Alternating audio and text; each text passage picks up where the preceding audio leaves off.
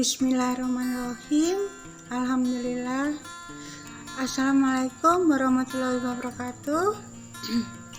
Alhamdulillah, puji syukur pada Allah SWT karena karunia-Nya, maka pada malam hari ini Ibu akan memberikan materi hukum dan HAM untuk perkuliahan online yang Ibu bina. Saudara-saudara mahasiswa yang saya hormati, bagaimana kabarnya? Sehat-sehat semua? Masih tetap semangat untuk belajar? Alhamdulillah ya. Jadi harus dimotivasi sendiri. Kalau misalnya belum bisa kuliah offline atau dengan tatap muka, maka kita syukuri kuliah online yang kita jalani. Saudara-saudara mahasiswa, materi hari ini yaitu pertemuan ke-12 learning, yaitu tentang substansi hak asasi manusia.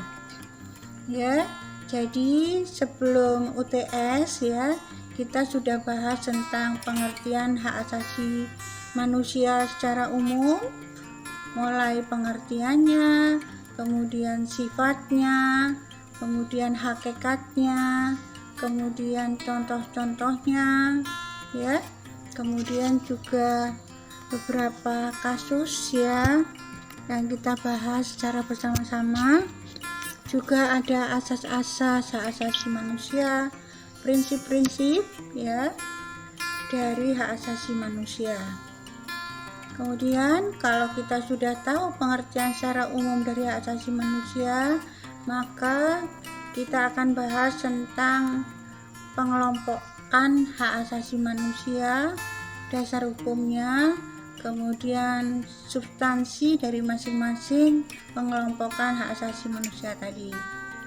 Jadi kalau kita bicara tentang dasar hukum dari pengaturan hak asasi manusia, ternyata hak asasi manusia itu pengaturannya tidak hanya diatur dengan hukum nasional saja, tetapi juga diatur oleh hukum internasional. Ya, pengaturan hak asasi manusia menurut hukum internasional itu diatur ya dengan Deklarasi Universal Hak Asasi Manusia. Ya, ini adalah hasil dari perundingan yang diadakan antar negara-negara yang menjadi anggota PBB. Ya. Di sini 48 negara mendukung adanya hasil dari perundingan tentang hak asasi manusia ini yang dinyatakan dalam suatu deklarasi, yaitu yang disebut dengan Declaration Universal of Human Rights ya. Jadi Perserikatan Bangsa-Bangsa merupakan organisasi dunia ya yang anggotanya adalah negara-negara yang ada di dunia, itu merundingkan tentang hak asasi manusia beserta apa saja hak-hak yang termasuk asasi manusia itu, kemudian hasilnya itu dideklarasikan ya, dinyatakan ya dengan suatu aturan yang disebut dengan Declaration Universal of Human Rights ya. Pada Declaration of Universal of Human Rights ini 48 negara mendukung deklarasi ini. Deklarasi ini terdiri dari mukadimah dan 30 pasal yang mengatur hak asasi manusia dan kebebasan dasar. Apa artinya?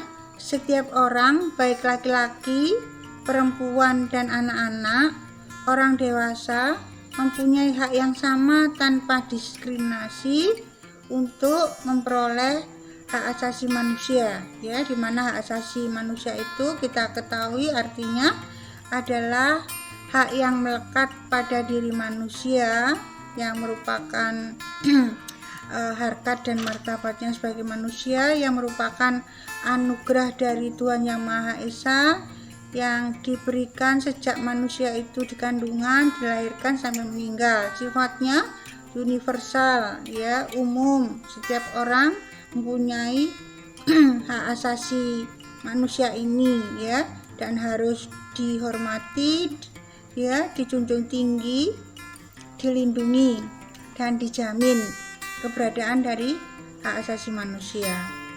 Universal, ya, yang tadi aturan hukum internasional, Declaration Universal of Human Rights itu menyatakan pada mukadimahnya bahwa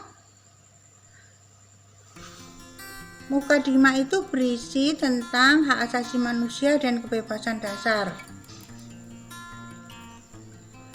Jadi, dasar filosofi dari deklarasi ini, semua umat manusia dilahirkan bebas dan sama dalam hak dan martabat mereka sebagai manusia. Mereka dikaruniai akal budi, hati nurani, dan harus bersikap terhadap satu sama lain dalam semangat persaudaraan. Nah, pada pertemuan yang lalu kita sudah bahas bahwa dalam hak asasi manusia itu, ya, kita harus mempunyai semangat persaudaraan, saling menghargai, ya, karena manusia itu masing-masing, ya, mempunyai pribadi yang berbeda-beda, unik, yaitu menunjukkan kebesaran Tuhan Yang Maha Esa yang menciptakan, ya, manusia dengan segala keunikannya, dengan segala potensinya, dengan segala kelemahannya, ya. Jadi itu, ya, filosofi dari deklarasi hak asasi manusia yang dicanangkan oleh Perserikatan Bangsa-Bangsa lewat majelis umumnya itu adalah semua umat manusia dilahirkan bebas dan sama, ya, dalam hak dan martabatnya sebagai manusia. Jadi sifatnya universal, semua manusia dikaruniai Tuhan hak asasi manusia, hak hidup, ya, hak mengembangkan diri, hak berpendidikan, hak berkeluarga, melanjutkan keturunan, dan lain sebagainya. Itu tadi adalah dasar hukum internasional. Kemudian karena dasar hukum internasional pada awalnya hanya merupakan deklarasi, yaitu Declaration Universal of Human Rights, yaitu hanya pernyataan saja, maka perkembangan berikutnya, ya, PBB ingin memberi penguatan, ya, untuk menindaklanjuti dari deklarasi ini dengan mengadakan perjanjian internasional atau covenant, ya. Di sini ada 2 covenant, yaitu produk PBB yang anggotanya adalah negara-negara ada di dunia. Untuk hak asasi ini 48 telah menyetujui deklarasi, kemudian ditindaklanjuti menjadi perjanjian internasional, yaitu kelanjutan dari deklarasi itu sumber hukum internasional berkaitan dengan HAM ini.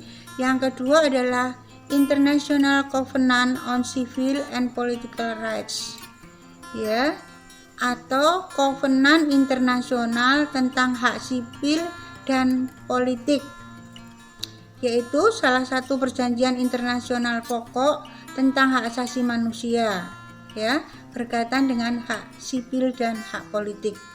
International Covenant on Civil and Political Rights atau ICCPR, ya, kalau itu dibaca dalam bahasa Inggris ICCPR, tapi dalam bahasa Indonesia ICCPR, ya. Kalau dalam bahasa Inggris International Covenant on Civil and Political Rights, bahasa Indonesianya Covenant atau Perjanjian Internasional tentang Hak Sipil dan Politik.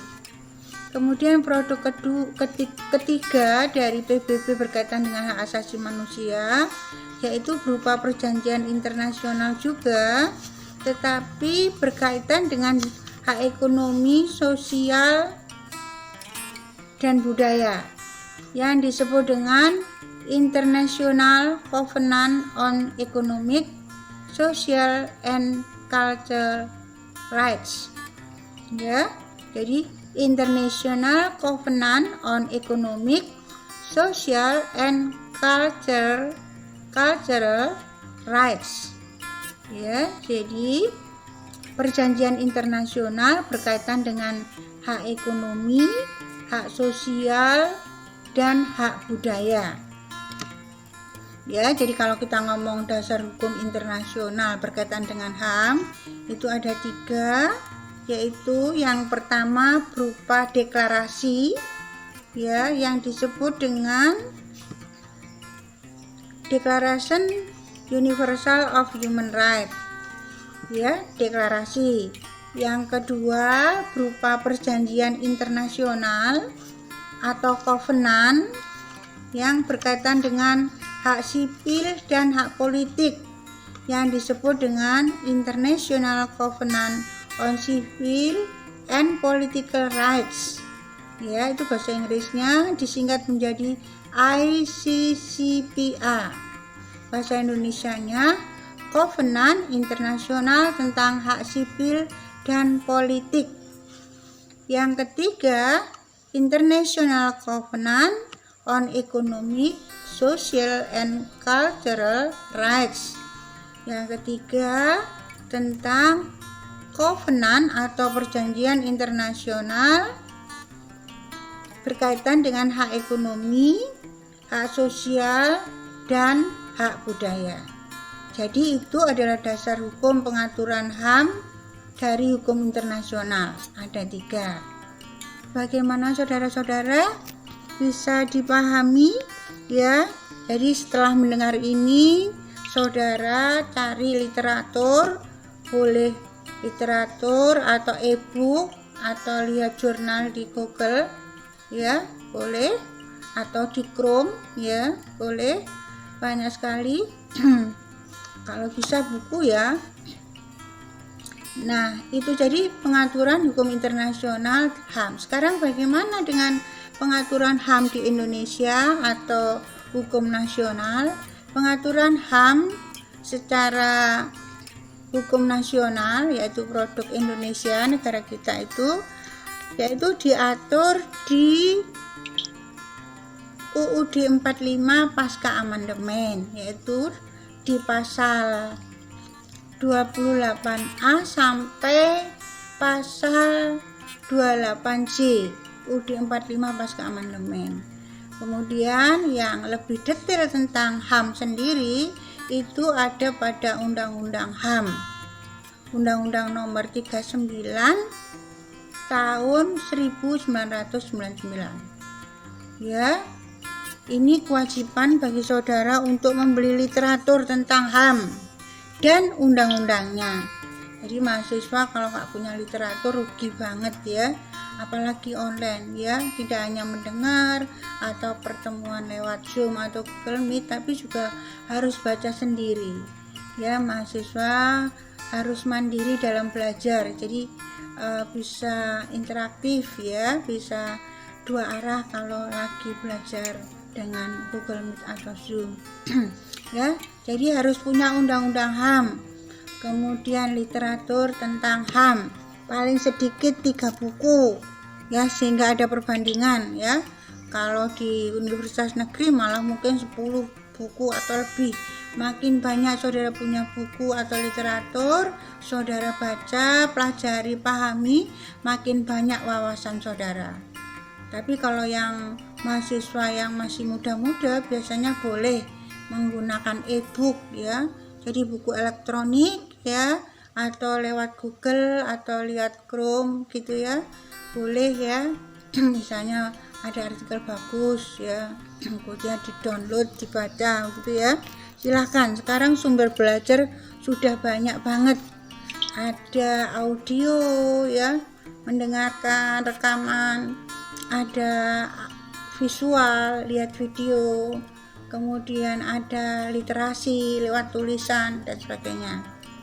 Ya, jadi hukum nasional UUD 45 tentang HAM itu ada pada pasal 28A sampai 28J UUD 45 pasca amandemen. Kalau yang internasional yang tadi. Kemudian Undang-Undang HAM, Undang-Undang 39 tahun 1999. Kemudian Undang-Undang nasional ini tidak hanya Undang-Undang HAM saja, tapi ya dikembangkan, ditambah wawasannya bahwa yang masuk wilayah HAM itu ya secara pondasinya ada pada UUD dan Undang HAM tadi, tapi juga yang masuk wilayah HAM itu misalnya Undang-Undang tentang perlindungan anak, Undang-Undang tentang kekerasan dalam rumah tangga, kemudian Undang-Undang tentang tindak pidana perdagangan orang, ya, kemudian tentang kejahatan seksual. Nah, ya, ini masuk wilayah HAM. Bagaimana saudara-saudara? Saya kira untuk rekaman ini menjadi dasar untuk pemahaman materi pengelompokan HAM dan substansi HAM yang ada pada undang-undang. Karena kita fakultas hukum, jadi ibu mulainya dari dasar hukumnya dulu, pengaturannya, kemudian isi dari dasar hukum tadi baik internasional maupun nasional itu baru tentang substansi, ya, substansi itu materi HAM ya yang dikelompokkan dalam beberapa sesuai dengan aturan-aturan yang kita pelajari. Saya kira untuk dasar hukum ini dipahami dulu ya, untuk pengelompokan dan substansi mungkin nanti dilanjutkan dengan materi dari rekaman yang berikutnya. Terima kasih.